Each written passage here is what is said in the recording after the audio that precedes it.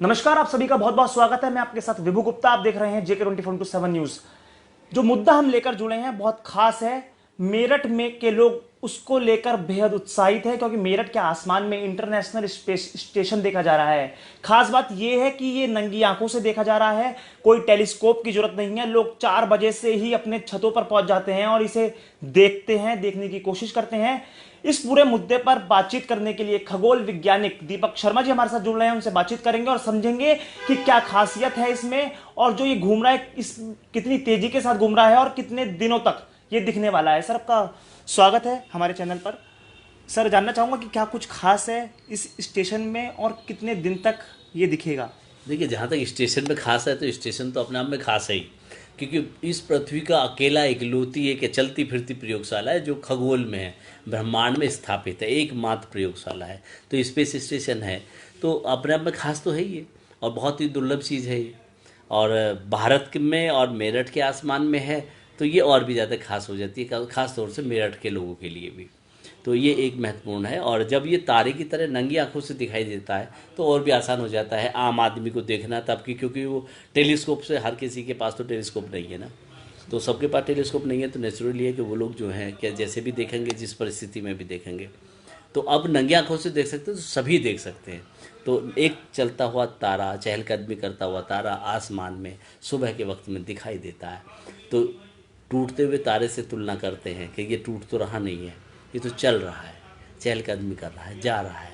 हालांकि उसकी गति बहुत तेज़ होती है, लेकिन ब्रह्मांड में गति जो वो है, कहना चाहिए रिलेटिविटी का जो सिद्धांत है, उसकी तुलना में गति दिखाई नहीं देती, महसूस नहीं होती।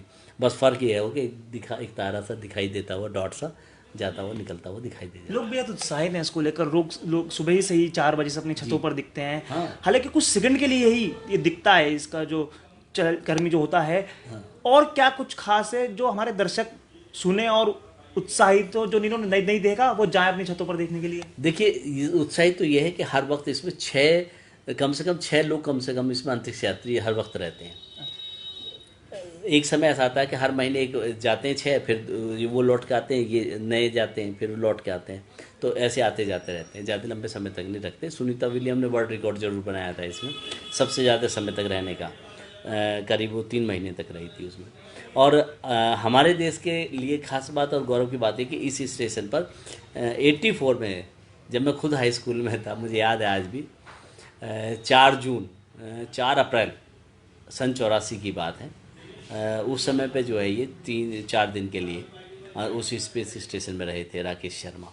तो राकेश शर्मा हमारे देश के एकमात्र ऐसे अंतरिक्ष यात्री हैं जो भारत के नागरिक होने के साथ साथ भारत के झंडे का लोगो लगाकर अंतरिक्ष में गए थे। तो भारत का अभी तक का एकमात्र झंडा लगा हुआ व्यक्ति अगर कोई गया तो वो राकेश शर्मा है।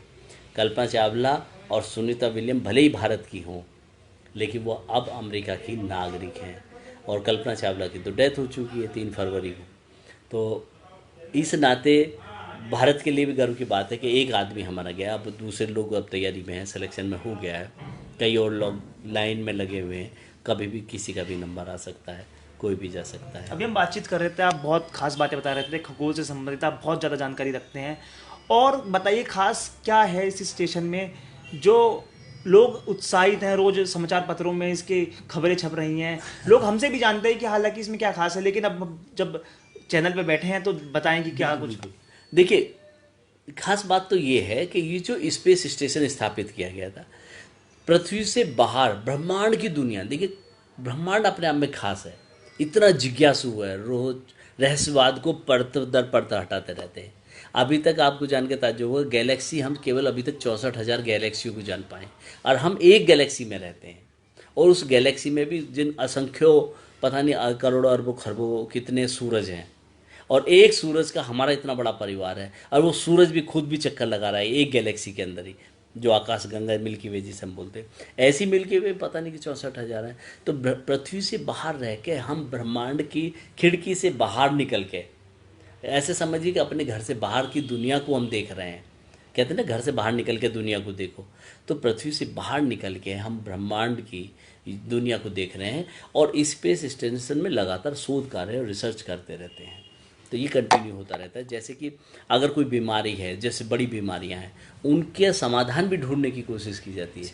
और आप ये मत समझिए कि ये जो कोरोना वायरस की जो हम बात कर रहे हैं, आपको जान के